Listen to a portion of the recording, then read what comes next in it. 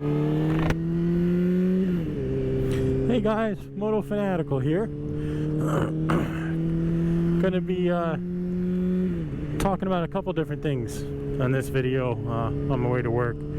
I work midnights, so unfortunately my ride to work is dark. But tomorrow I'm going to be going on quite a long ride, so I'll definitely do another video for, I'll be recording another video tomorrow, probably for Thursday, or rather Wednesday. So, how's everyone doing? Hopefully my first video, you guys liked it. A couple people commented on it. That was pretty awesome. A big question that I've been getting through TikTok and one on my YouTube, and just from friends and people that I know. A big question that everyone seems to be asking me is, what's a good? Well, it's a two-parter really. What's a good starter bike? And strangely, another one is how to let your parents let you get a bike. Like how to if you're living with your parents, you're 18, 19, 20, how to talk them into allowing you, or rather not being upset, not even really allowing, just not hating the idea of you having a motorcycle. Alright, so for the first one, a good starter bike. I'm not going to sit here and preach to you guys and tell you I know absolutely everything about riding, or I'm a super skilled biker or anything like that. It's not like that at all. For me personally, as I said in the other video, I started out on a ZZR 600. I've always had a 600. I haven't gone up, I haven't gone down.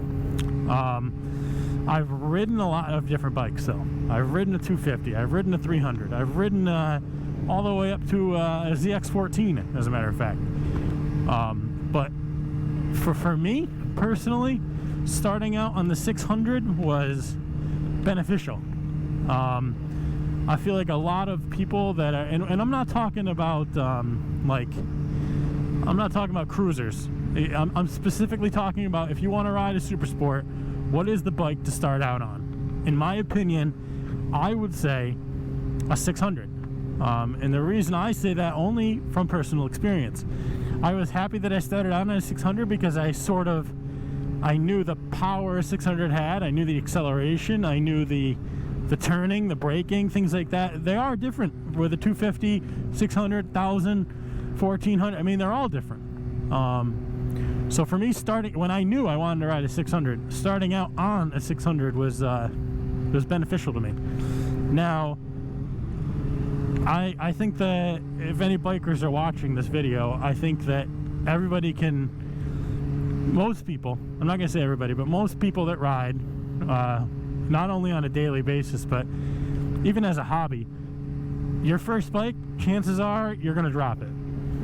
I'm not saying you're going to wreck it out. I'm not saying you're going to take a corner at 80 and die. I'm not saying that. But I am saying you're pushing it into the garage, or maybe you'll low side it, or at some point you're accidentally going to drop the bike and it sucks.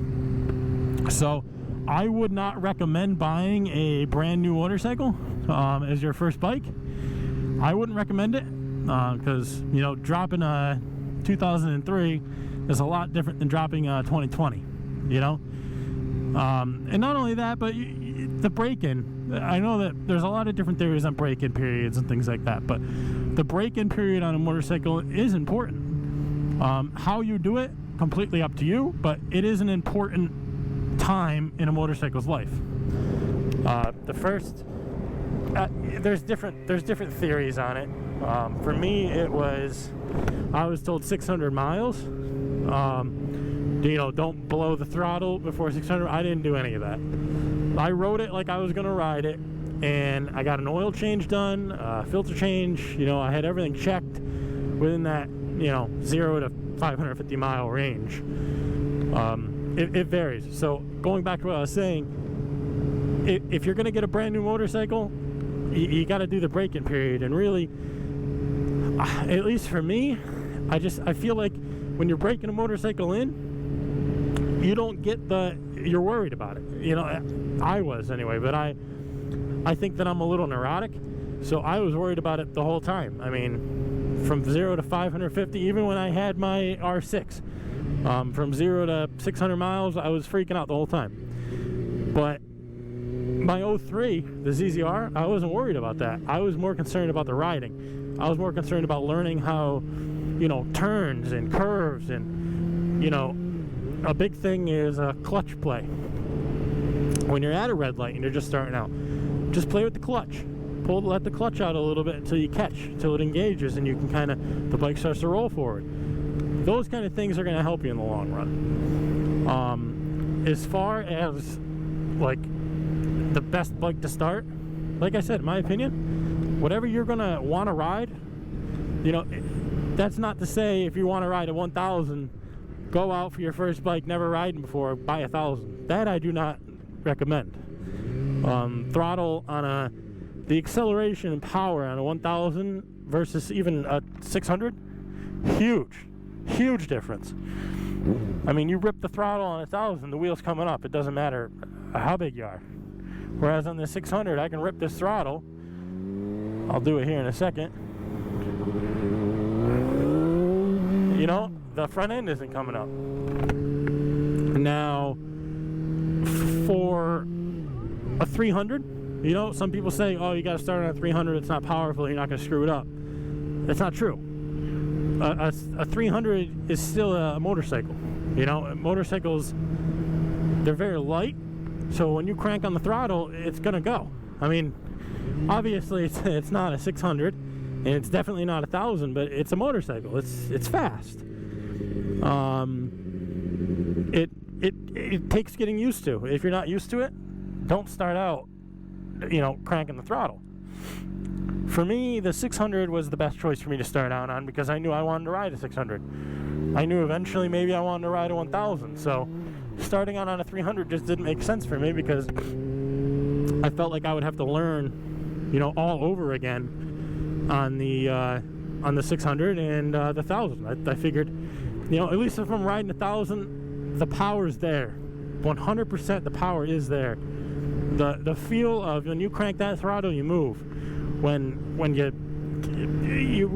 you're trying to, like, for instance, getting on the highway, you're in a car, you know, you're going 55, 60 miles an hour, you push the throttle. I mean, I understand you got the Hellcats out there that, I mean, you're going 0 to 100 and like that.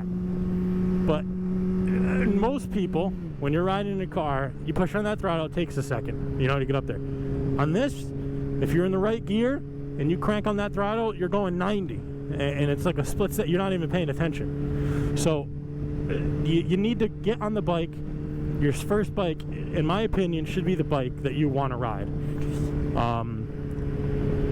Now, that's not to say if you want to ride a 600 and you start on a 300, that's a terrible idea. You shouldn't do that. It's stupid. I'm not necessarily saying that, but you got another step after. You know what I mean? You got to relearn how to ride the 600. You got to relearn how to ride the 750 if you're getting a Gixxer.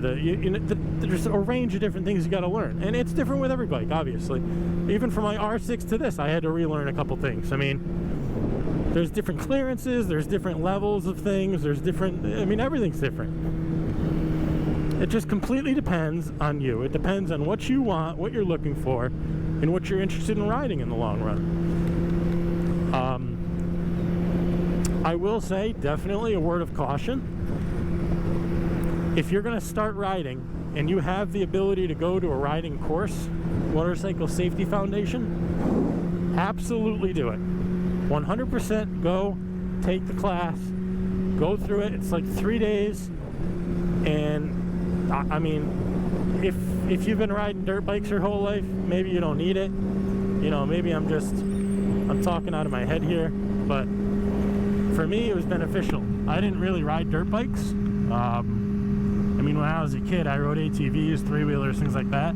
But as far as like a motorized 2-wheel, I didn't really get into it. You know, I didn't really do it much. So the Safety Foundation, for me, it was perfect. I went 3 days, I took the class. When I got out, I felt very comfortable hopping on a 600, going and driving around for hours. Whereas maybe if I hadn't taken that class, I'd be a little timid. And being scared, I'm not saying cautious, I'm saying scared.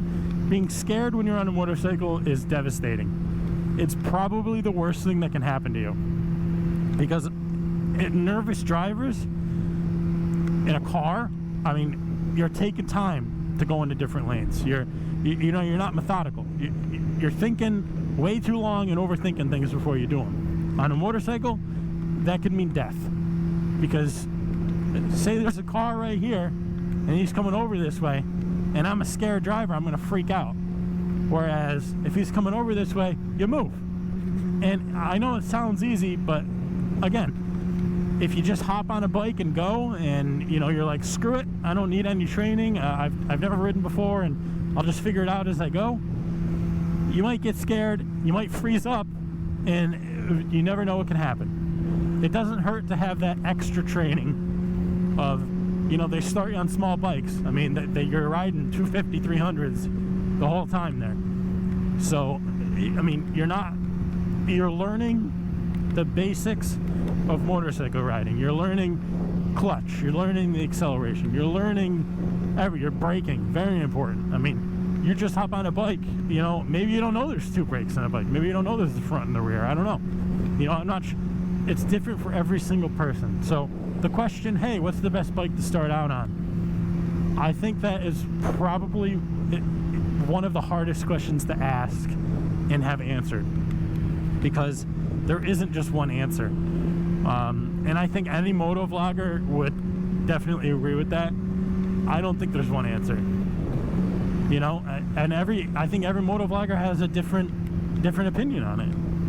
Again, I haven't been riding for 30 years, and I haven't, but I have been riding for long enough to know, and I went through the Safety Foundation course, and I ride as much almost every day that I can, and I can tell you I am very happy that I went out and started on the 600, because as soon as I was ready to go buy the motorcycle that I really wanted, and I'll segue into what I mean by the bike I really wanted versus the one I should have gotten when I answer the next question. But I was happy that I knew kind of how to ride a 600 when I was ready to purchase, a new motorcycle or the bike that I really wanted. So if you're going to get a bike, start on the bike that you really want to end up riding. And if you're just doing it as a hobby and you don't plan on, oh, I don't really have a motorcycle of my dreams, I just want to get a bike, go out there and ride, get a bike that you want. You know what I mean? Get the bike that you think is going to be good for you, because that's what it comes down to. Don't go, just because I'm on this Honda CBR 600 right now, I'm not going to tell you, hey, you need to go out, you need to buy a Honda CBR 600 because it's the most comfortable bike in the world, it's the best thing. It's all opinions. It is 100% opinions. Now, power and stuff like that, that is an opinion. That is, you can look it up, you can see it, and they're facts. There's things you can do to change power, obviously, but those are facts. So if you want facts, you got to do your research. And that leads me into the next question of how to allow your parents to not necessarily allow you to buy a bike, but to be more comfortable with the fact that you are getting one, or that you're going to be riding one. And for the younger guys that are watching, younger guys and girls, definitely if you're like 15, 16, 17 and you're like, you really want one when you get older and you plan on living at home for a while, this definitely applies to you. Do your research. Do as much research as you can, and don't think there's too much, because the more information that you gather, the more knowledgeable that you can be, definitely the better when you go to have that conversation of, hey, mom or dad, I want to ride a bike, I want to go get one. This is obviously this, and not necessarily statistics either, because the first thing that anyone's going to say to you when you get a motorcycle, they are so dangerous, they're going to say. I hear it every goddamn day. I pull over to the store, or I'm getting coffee, one of the old ladies or old guys, or, you know, even the young guys these days and girls. Oh my God, they're so dangerous. Oh my God, are you ever scared? I mean, it's just like anything else. Obviously, there's no protection. You get hit, number one, it's gonna hurt, and number two, you're better off, you got a better chance of getting fucked up than if you're in a car. Those are just the simple facts. I mean, there's no cage around you. You know, you don't got the airbags. I mean, sure, you can get the, you know, the suit that has like a bag in the back of it when you hit, it inflate, you know. There's a lot of things you can do, but if you're like me and you're not a millionaire, and this is like, you're going basic riding gear, there's not a whole lot of protection for you. So that argument is kind of null and void, because everybody has their preconceived notions of bikes are dangerous and people die. My counterattack to that, when I told my father, for instance, who had been riding forever, his whole life, I said to him, hey, I'm looking to get a super sport. I want a motorcycle. His first thing, oh, you're going to be an asshole. Oh, super sport riders are assholes. And you know, there's a lot of clout on that. I mean, there's a lot, and not really any offense to me or other super sport riders, there's a lot of fact to it too. Most of us are assholes, but for me, it's kind of hard to explain it. But for me, I think it's adrenaline. You know, screwing around, and that's great and all, but being on a super sport and really getting out there and, you know, putting the hammer down, that's an adrenaline rush. So maybe that's an addiction, I don't know. But I can tell you, when he said that to me, you know, it kind of clicked in my head that, Jesus, that's really what people think. But I'm not always an asshole. Like right now, I mean, this whole ride, I haven't done anything ridiculous. You know, you haven't seen me go 150 miles an hour. I haven't done anything like that. You know, and there's a time and there's definitely a place. You know, there's safe places to screw around. There's like non-safe places to screw around. But, you know, there's a time and a place for everything.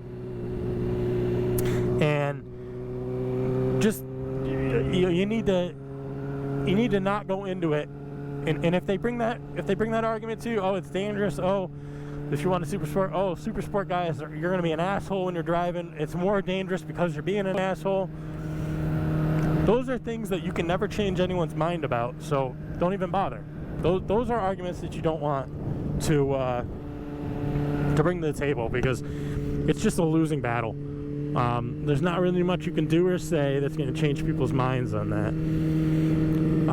But the research that you can do is, for instance, the Motorcycle Safety Foundation. Do some research on it. You know, get pricing, get, you know, what's it do for your license in different states. I know here in New York, if you take that Motorcycle Safety Foundation course, they waive the test that you have to take for the to get your license. You know, you apply for your permit, take a test, but the riding test, rather, in New York, you don't have to take it if you take the Motorcycle Safety Foundation. They count that basically as your test. And another thing is insurance. Insurance is insanely expensive when you're young, if you're getting a super sport. No joke, when I was 19 years old, the insurance on a 600 super sport was literally $9,000 a year.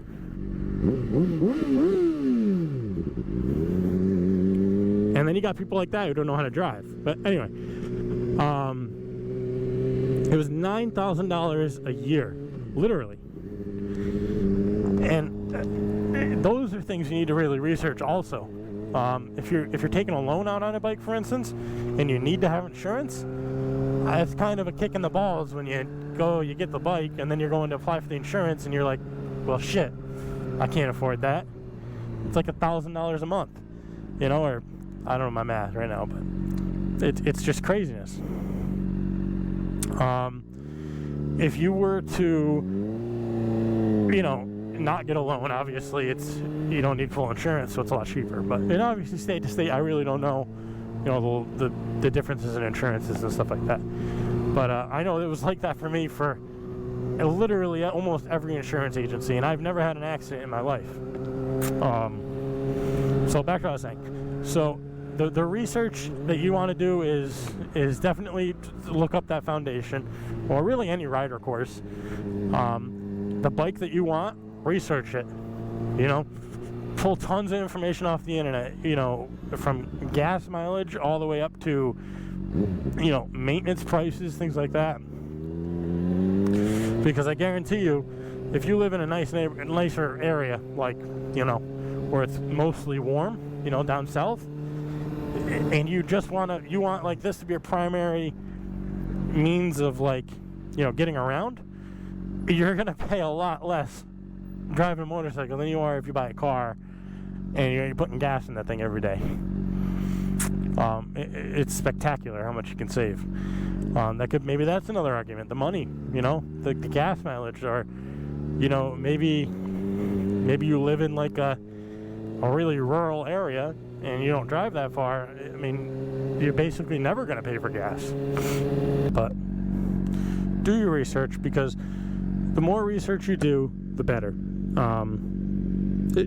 If you can find more information to bring to them than they are counter bringing to you, only it's the better. You know what I mean? If you can bring more arguments to the table than they can bring to you, the better.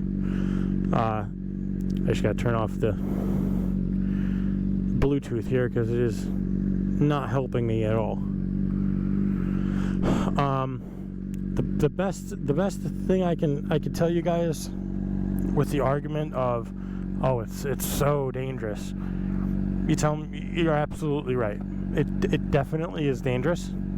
It definitely is something that I need to be careful of, which is why I researched the Safety Foundation, which is why I've been riding dirt bikes my whole life. You know, it's a different beast when you're on the street to when, you know, you're in the middle of the dirt, or, you know what I mean? Like you're in the backwoods. It's different.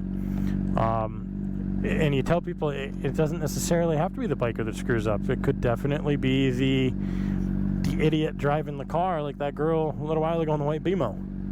She's running a red light. You know, simple things like that can take your life. And if you can bring that kind of argument to, I understand what to look for, I know it's dangerous, but it's something I'm extremely passionate about, that can only help you.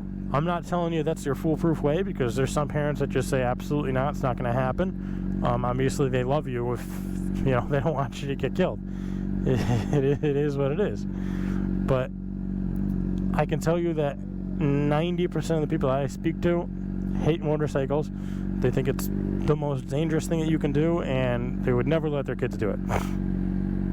Most of those people end up having kids that ride super sports. I'm just kidding, but it's one of those things that you really need to look into. You need to research. You need to be able to bring arguments to the table, and you need to understand that there's a really, really good chance they are not going to say, "Oh yeah, that's totally fine."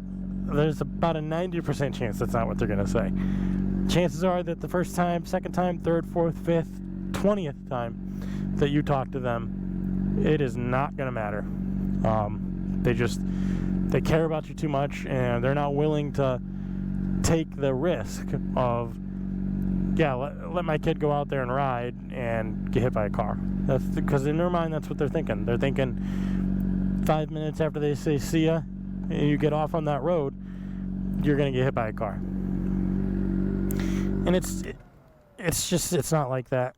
I mean, there's a lot of stories where it is like that. There's a lot of stories where that kind of shit does happen. But I can tell you that, for me at least, I've never come close enough to where I'd be scared to ride. Because, again, I know what to look for, and that's it. So, Moto Fanatical out. Watch my next video. It's going to be kind of more in depth, but sorry that it kind of cut off. just my battery is about to die. I don't want it to cut out an awkward time. So continue to watch my videos. I'm going to get some more good stuff going, and I'll get in touch with you guys soon. Okay? Moto Fanatical out.